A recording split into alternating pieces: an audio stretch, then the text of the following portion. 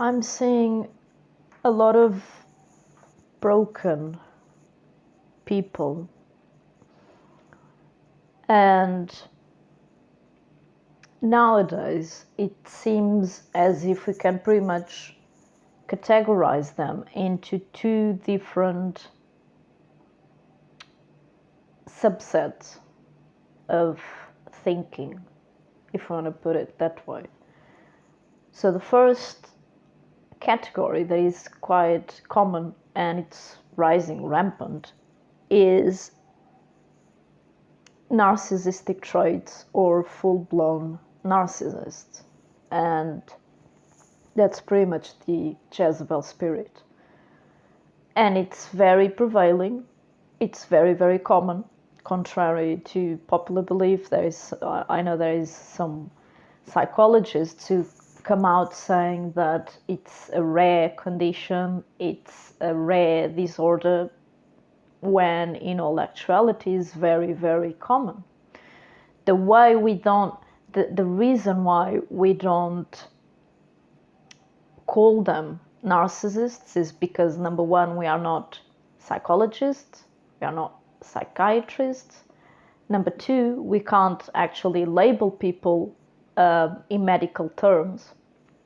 Number three, most of those who are narcissists and who are sociopaths and who are psychopaths don't actually seek help, medical help, because they know there is something wrong with them, and they developed a framework which allows them to be the way they are, and they are most of the time quite successful. It doesn't really matter if they have a lot of money or not. The truth is, and this is a fact, the more narcissistic traits someone has, the more advancement they will be able to achieve, whether there is in professional arena, whether there is in business, whether that's in even relationships with co-workers. You see that most of the people who are very popular and who are the ones pretty much manipulating the entire show, are the ones that display a majority of narcissistic tendencies. And so the other reason is because most of us have been accustomed or even sometimes bullied into or brainwashed into a narcissistic society. So we think it's normal to have someone shouting at you, to have someone belittling you, to have someone competing with you, someone who's jealous of you. We think, oh yeah, those haters, right? You ain't nothing until you have haters, and we glamorize it. Why do we glamorize it? Because Hollywood glamorizes it. It's pretty much everywhere. You see the commercials on the TV, you see the movies, you see even in the music that we listen to, right? Everything in the world has been conditioned to not only approve narcissism, but also to incentivize and to encourage narcissism, so it can be propagated, so it can float, so it can expand, so it can survive.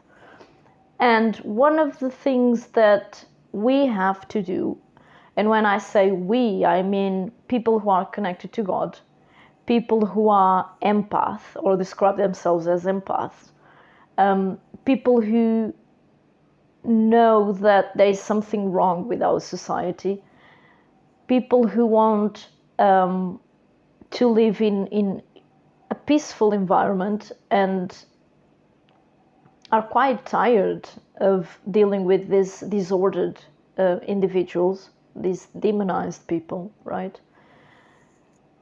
We have come to a crossroads where we realize, most of us, that there is actually an issue, and it is a very real and very, very dangerous issue, which is the fact that we are dealing with a lot of disordered people, right, who have no ethic or a moral compass whatsoever, right? And that's a dangerous thing, especially when you have those type of people leading on churches and schools and approving laws and enforcing laws and passing on new regulations, new politics, new protocols. It's a very dangerous thing, right? But at the same time, I've come to realize that the reason why this spirit, the Jezebel spirit, is running so rampant is because we, again, when I say we, I mean people of God, have allowed that to happen. We keep allowing that to happen because we are afraid. We are afraid.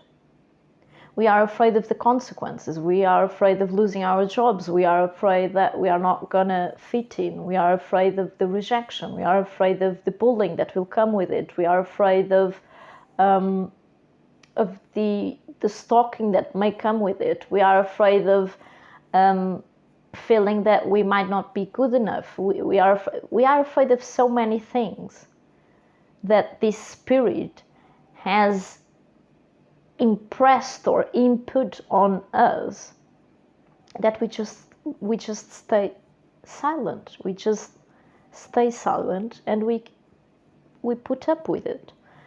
And that's not the way to defeat this spirit. That's not the way to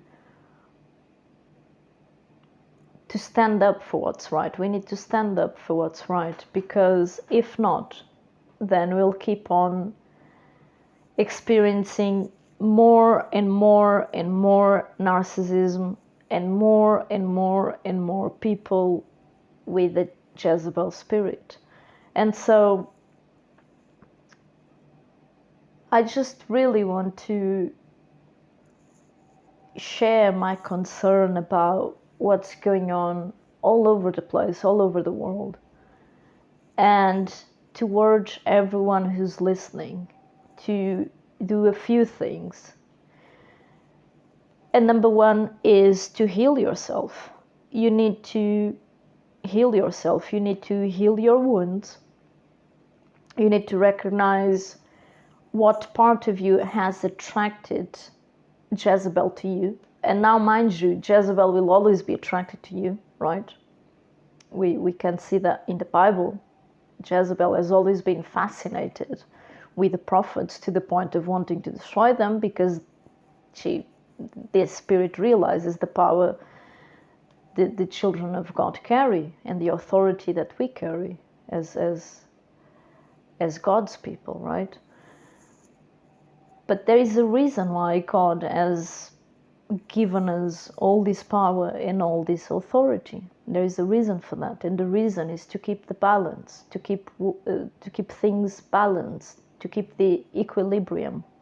But we are not doing that. We are out of post. We are not doing what we are supposed to do. And the first thing we need to do is to recognize that this is a serious issue which is impacting so many lives,